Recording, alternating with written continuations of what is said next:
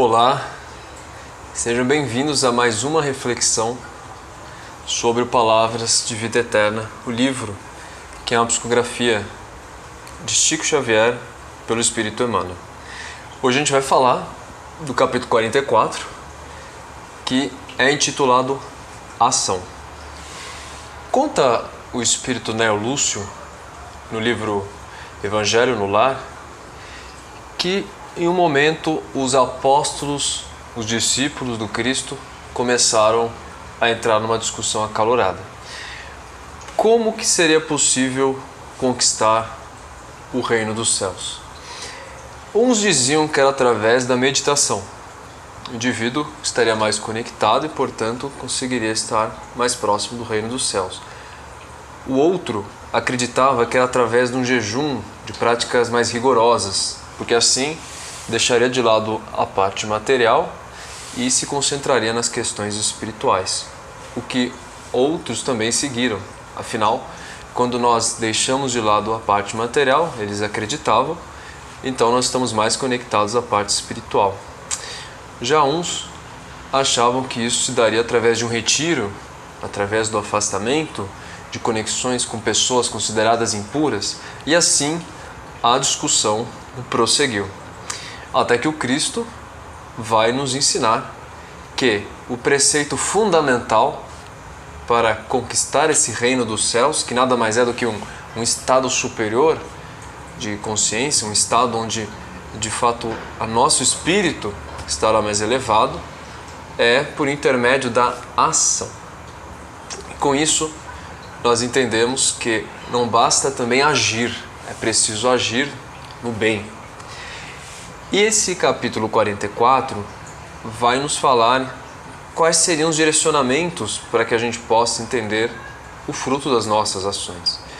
E ele se utiliza de uma frase de Paulo, em uma carta aos Coríntios, que diz: "Portanto, meus amados irmãos, sede firmes, inabaláveis e sempre abundantes na obra do Senhor, sabendo que no Senhor o vosso trabalho não é vão." Paulo, sem dúvida alguma, foi um grande exemplo de ação. Um homem que percorreu mais de 1000 quilômetros para propagar o Evangelho, que passou por humilhações, provações e uma série de dificuldades, como torturas e maus tratos. Ainda assim, dizia ele, eu prossigo para o alvo. Não importa o que acontecesse, Paulo sempre prosseguia para o alvo, nos ensinando a importância de entendermos a ação e o que é obrar no Senhor.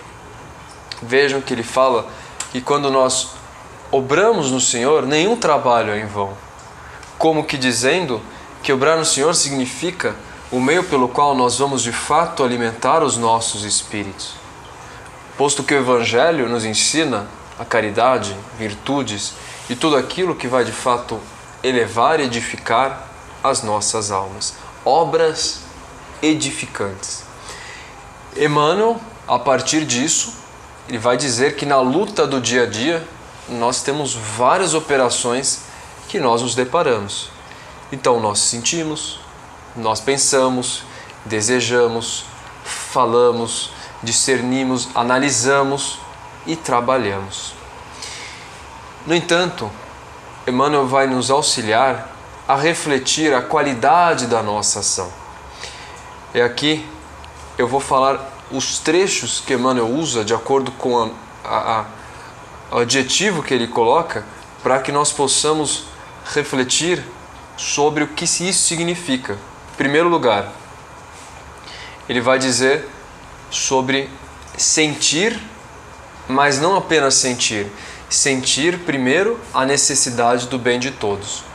Ou seja, o que quer que façamos, pensemos no bem coletivo, pensemos no próximo. Sintamos então a presença das nossas ações, como isso repercute. Aqui nós estamos falando em não nos anularmos, mas em florescermos, nos ampliarmos com o outro.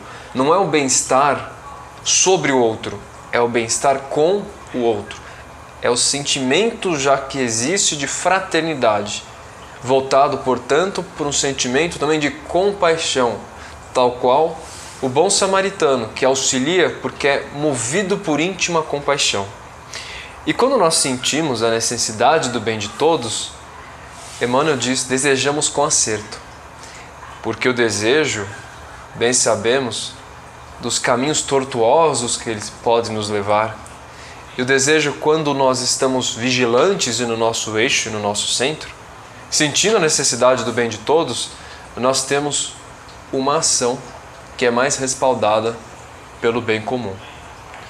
E assim condicionamos os nossos desejos, reações e vontades a serem cada vez mais pautadas por este caminho luminoso que o Evangelho nos proporciona. E dessa forma, também pensamos honestamente, que é outra questão que ele vai colocar. Somos mais autênticos para conosco, para aquilo que nós somos e não por aquilo que os outros gostaríamos que nós fôssemos. E sendo assim, nós seremos mais verdadeiros e compassivos. E os conflitos, eles também vão ser mais harmonizados, porque muitos dos nossos conflitos são frutos de nossas ações incongruentes, pensamentos e ações que não são de fato combinados. E pensando honestamente, nós falamos com proveito. E bem sabemos da importância da fala, essa fala que pode construir ou pode destruir, edificar ou desmoronar. Ou mesmo como diz Marshall Rosenberg no seu livro Comunicação Não Violenta, as palavras são muros ou são janelas. E nós, que buscamos esse caminho como aprendizes do Evangelho, temos que ter muita atenção com o nosso verbo, porque aquilo que nós falamos para o próximo passa a ser nossa responsabilidade. E não nos compete dizer eu falo o que eu penso e o outro que se vire para achar e entender aquilo que eu quero dizer. Não, nós somos responsáveis pelo que nós falamos, responsáveis por que nós compartilhamos. Tudo aquilo que sai de nós tem uma parcela da nossa energia. Portanto, se queremos um mundo melhor e transformado, nós devemos edificar isso dentro de nós. Por isso que o Cristo disse que o reino de Deus está dentro de vós. Porque o estado interno é um ápice espiritual que nós construímos diariamente para cada vez mais estar mais próximo desse reino luminoso. E falando com proveito, nós conseguimos estudar com clareza e aprender com entendimento e também conhecer discernindo. Não basta ler, não basta entender, é preciso extrair aquilo e aquilo ressoar dentro de nós, tocar o nosso coração, para que nós possamos de fato produzir isso.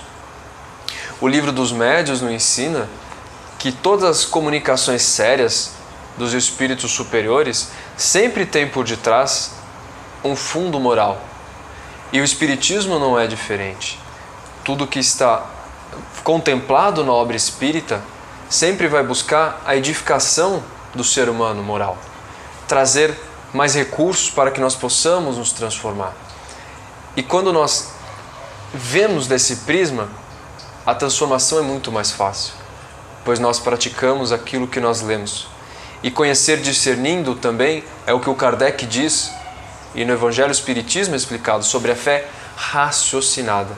Não a fé dogmática, não a fé cega, a fé raciocinada, aquela que nos conecta, aquela que é embasada na rocha, construída na rocha e não na areia. Isso faz com que tornemos cada vez mais fortes as nossas aspirações e as nossas vontades. E assim ensinamos com bondade, pois só podemos ensinar, só podemos dar os bons exemplos mediante essa colheita que fazemos dentro de nós. Nós não podemos oferecer aquilo que não temos.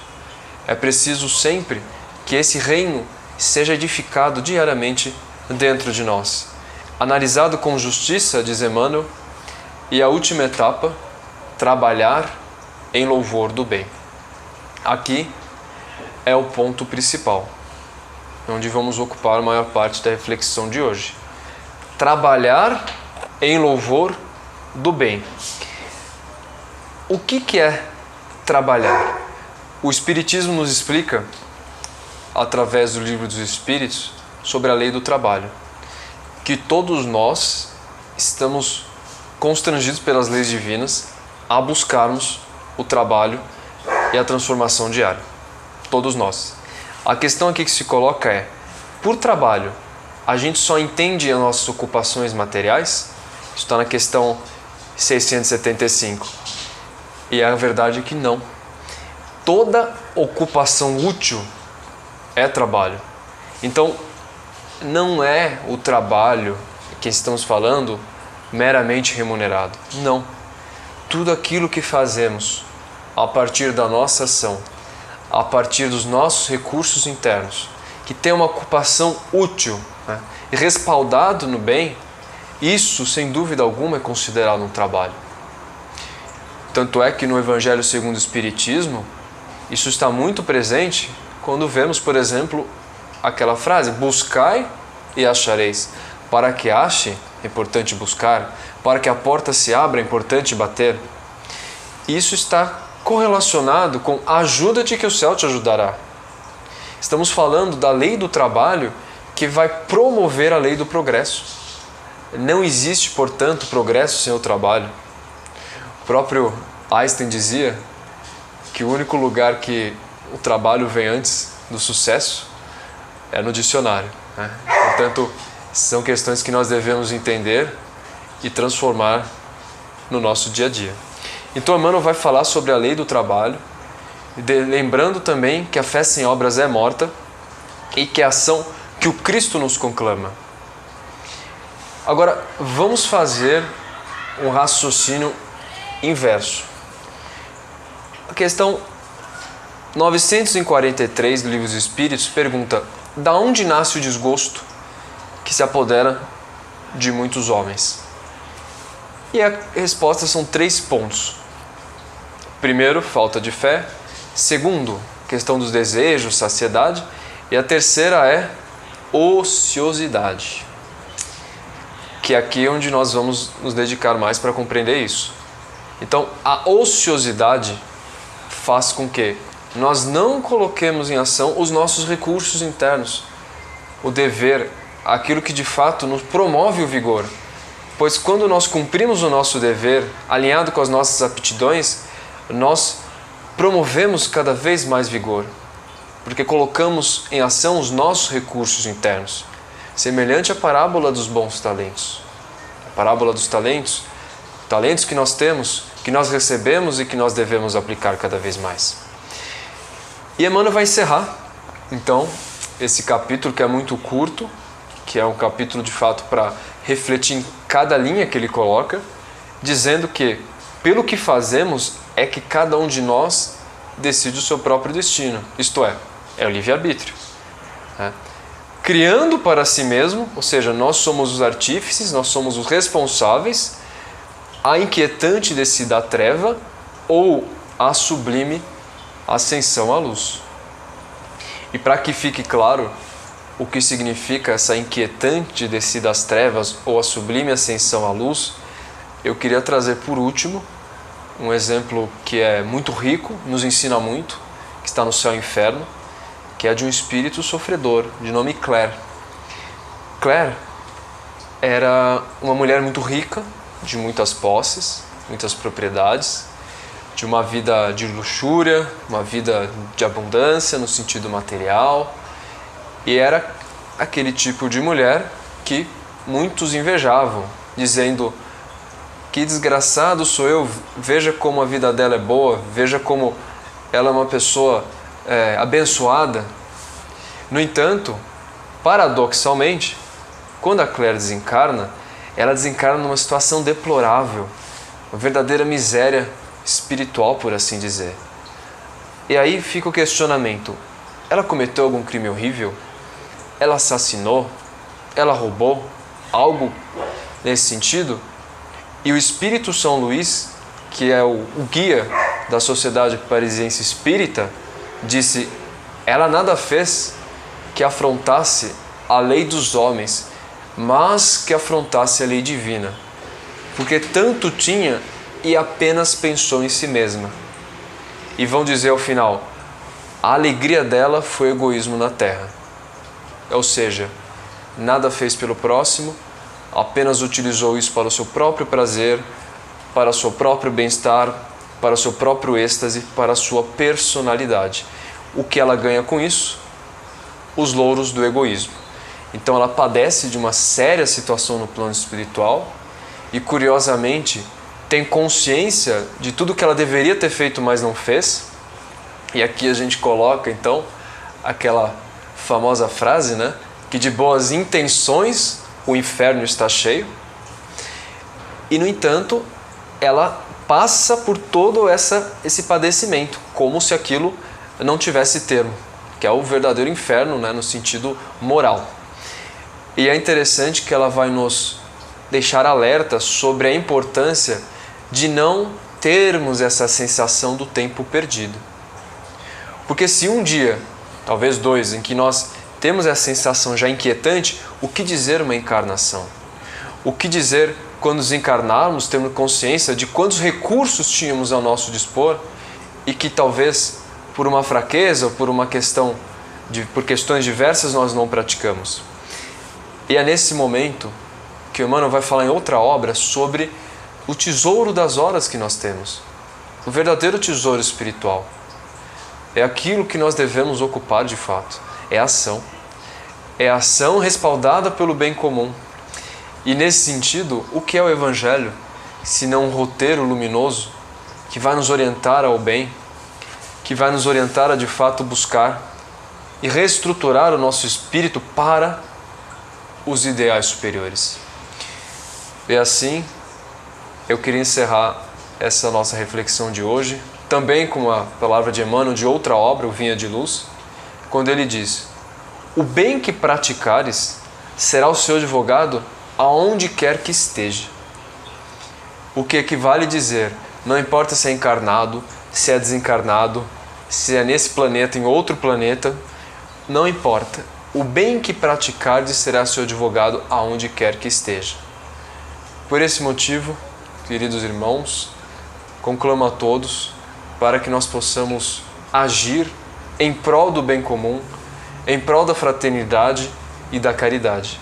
Pois somente assim edificaremos um mundo melhor e iremos construir o reino dos céus aqui na terra.